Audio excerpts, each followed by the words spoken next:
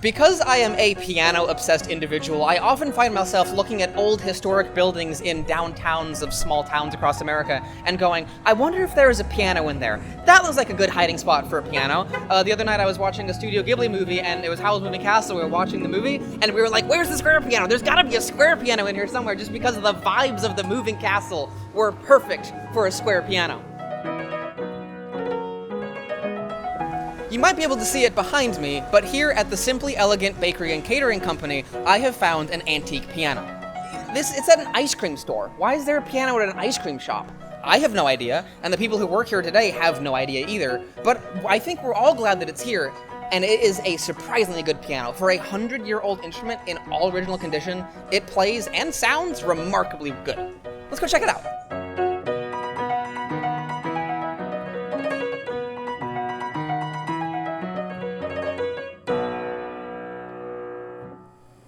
For a piano that is roughly 100 years old and in original condition, this Becker Brothers piano plays incredibly well.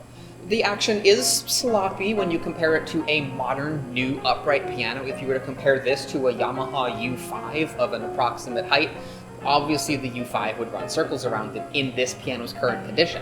However, if you were to restore this piano, put brand new hammers, dampers, and strings on this piano at minimum, that's all it would need to be able to play and sound more like a new piano, it would be incredible. This piano, as it sits right now, has an insane amount of power. It's raw power. It is incredibly powerful. And upright pianos like this generally don't have that much volume behind them, and this piano is an absolute powerhouse. It's also incredibly fun to play. Like I mentioned, the action feels a little bit more sloppy if you were to compare it to a brand new piano, but for a 100-year-old all-original piano, it plays like a dream. It plays fantastic.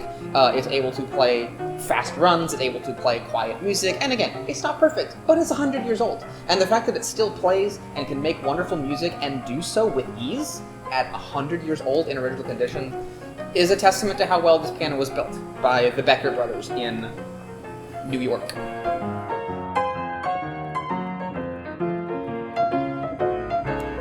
For a 100-year-old piano, the inside of it is in remarkable condition. We can see here that there appears to be zero rust on any of the tuning pins and on any of the strings. It is possible that they were replaced at some point during the piano's life, but if we take a look at the bass strings to examine how the patina on them is, you can see how they are like a dark brown color. They are not coppery, they are not shiny. The only places that they are shiny is, and they're not even very shiny at all, is where the dampers and the hammers strike them. So these are most likely the original strings.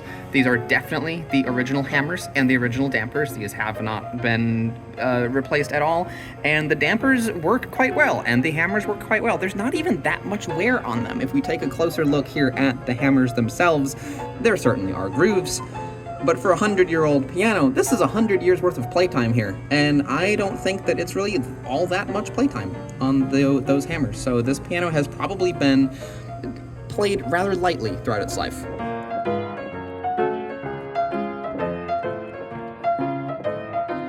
Here is our serial number, 34986, which dates this piano to be somewhere around 1906, 1907, somewhere in that range.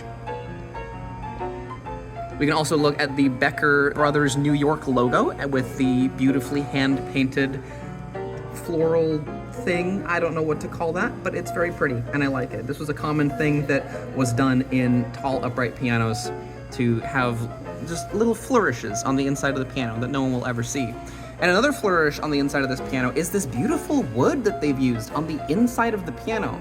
I don't think it's bird's eye maple. It's not, but it reminds me of bird's eye maple. It's maybe some other type of maple. Wood experts in the comments can probably let me know. But it's on the inside of the piano where no one will ever see it, and yet it is a beautiful wood.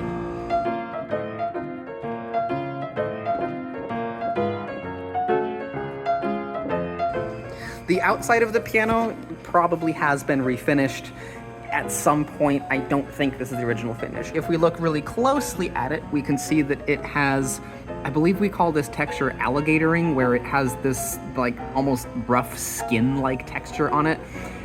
This just happens to old wood finishes.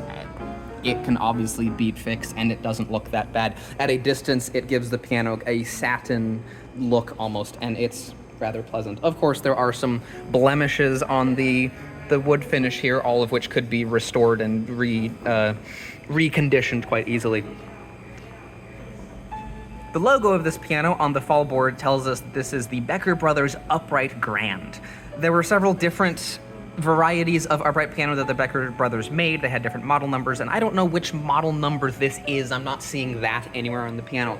But the word upright grand refers to the immense height of this piano. I don't have a tape measure with me today, so I don't know exactly how tall it is, but it's probably 54, 60 inches tall, something like that. And these pianos are called upright grands.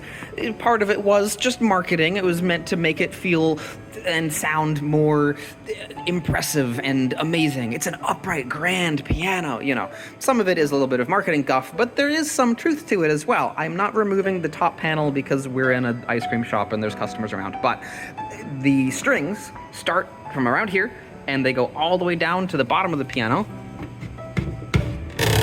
down here. And these strings are, if you look at the bass strings, they go from here all the way up to the top of the piano. And they are just about as long as you would find in a baby grand piano. And this is why some people insist on calling these old upright pianos upright grands, because in practice, they have the same string length as a small grand piano. So why not call them an upright grand? Other people disagree and say that they are not grand pianos by any means, and you should never call them an upright grand. But that debate can be made down in the comment section below. Y'all can have fun with that. I personally like the term upright grand. There is a little bit of marketing stuff behind it, but I think it is an adequate and respectable term to call these immensely tall upright pianos, especially the ones that are even taller than this, of which there are some that I have seen. Here's another view of that really beautiful wood on the inside. And some free cobwebs.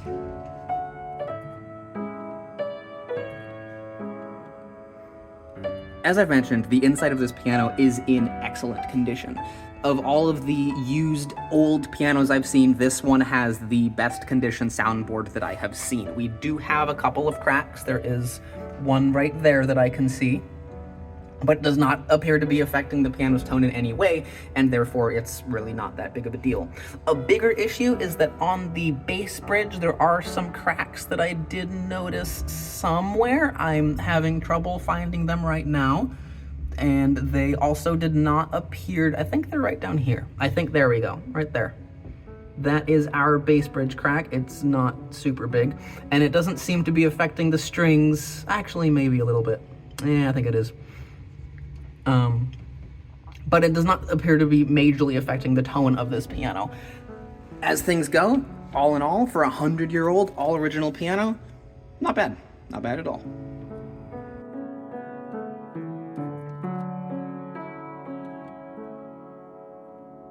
Many people these days, instead of getting a piano like this, getting a new piano, getting an acoustic piano at all of any quality, would instead rather buy a Donner piano off of Amazon for $200 and learn how to play the piano on that. And that's fine. It is wonderful that digital pianos have made playing the piano more accessible than it ever has been. However, because of this, many people are throwing pianos away. Pianos like this, that would be in perfect playing condition, that are in very good playing condition even. This piano is not going to be thrown away anytime soon. It is enjoying a good life here at the ice cream shop. But many people do throw away pianos like this. And here's my question for you. Would your Donner piano that you bought off Amazon for $200 still be playing in 100 years? Will it still work, be in one piece? Or will the plastic have all turned back into oil, and will all the lubricants inside have dried up and be unplayable, and all of the circuitry has gone bad and is junk? That is most likely what will happen to virtually all digital pianos in 100 years. There are some good ones that will survive, but most of them will not. Most acoustic pianos have survived 100 years. There are thousands upon thousands of pianos of the same age scattered across the United States of America, and so many of them are being thrown away, which I think is very sad. But this one's not, and that makes me happy, and that's a really good thing, that this piano has not been thrown away, and it is still living a full life at the ice cream shop, of all places.